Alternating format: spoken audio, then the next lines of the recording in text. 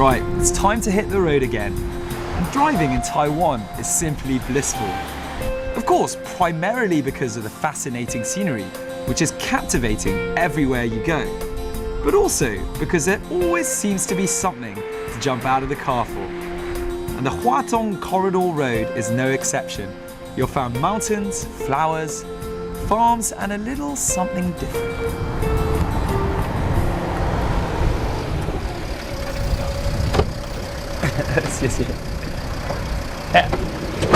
Another point of interest just here.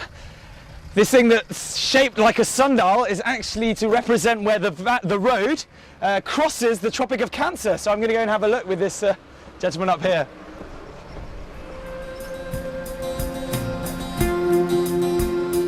So this is it. This line that I'm on right here is the Tropic of Cancer.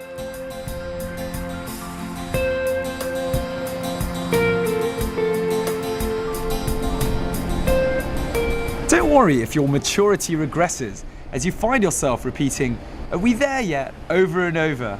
You won't be the first. Taroko Gorge is arguably Taiwan's foremost scenic attraction and one of the most spectacular natural wonders of the world. It's not difficult to see why. Stretching some 20 kilometers with marble walls that block out the sky as they soar several hundred meters above the Liwu River below. You've just got to see it to believe it. That said, you should be aware that the Taroko Gorge is situated well inside the Toroko Park within Hualien County. It's one of Taiwan's most diverse national parks and the second largest on the whole island. So it's probably best to spend a little more time here exploring, if you can spare it on your holiday.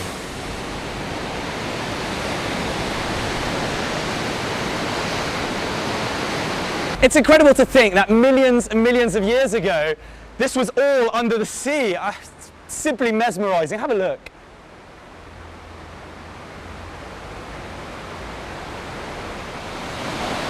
Formed over 200 million years ago, the gorge is a geological wonder. Slowly but surely, thanks to the Liwu River's industrious sculpting and eroding of the marble rock, Taiwan has been blessed with a tourist spot of immense beauty. And like pretty well every other tourist destination in Taiwan, it wouldn't be complete without the cultural input of its indigenous tribes.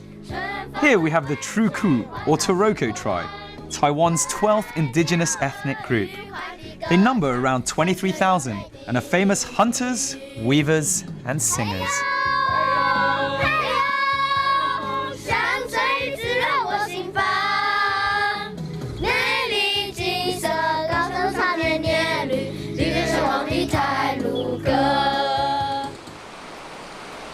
Leave yourself enough time to go inland amongst the mountain peaks that make up the Toroko Park.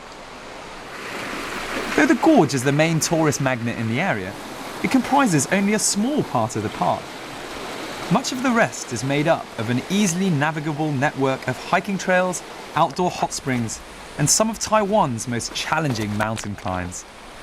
The park stretches 36 kilometers east to west and 42 kilometers north to south. So there's plenty of land to delightfully lose yourself in.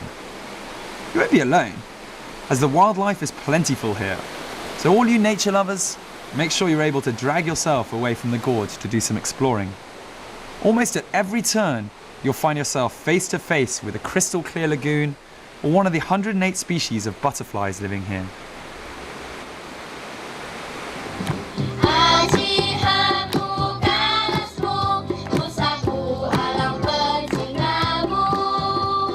Miss the opportunity to wind down those windows and take in the fresh sea breeze, which will accompany you all the way up the east coast.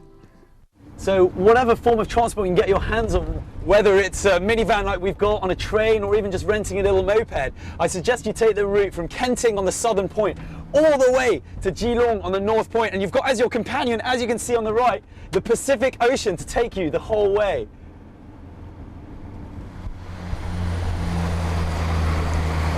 It's without a doubt one of the most fulfilling experiences driving up the East Coast, so don't rush it. But if you do only take one quick pit stop, try and hang on till you get to the Qingshui Duanyao, or Clearwater Cliffs as they're known in English.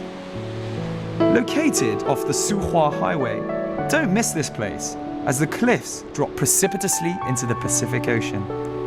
The ideal spot to get a breath of fresh air and take that perfect scenic photograph that you can show off to all your friends back home.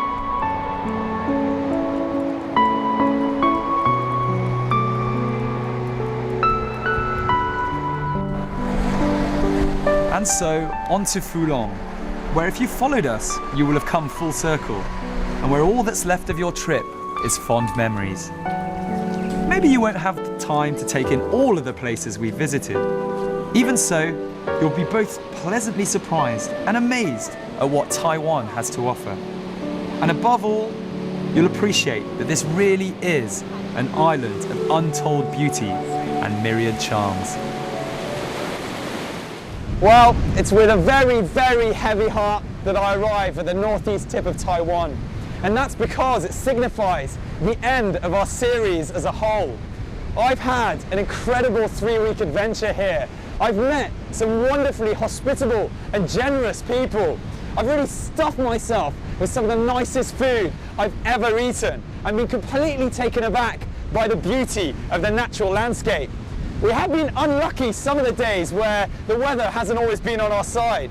Sun in the cities, for instance, and days like today where we're on the beach, and look at it, it's just a bit grey and a bit of wind. But, as they say, that's just part and parcel of being a traveller. Anyway, I better go before I really decide to move here permanently. I'm Marc Edwards, and I'll catch you very soon on another episode of Travelogue.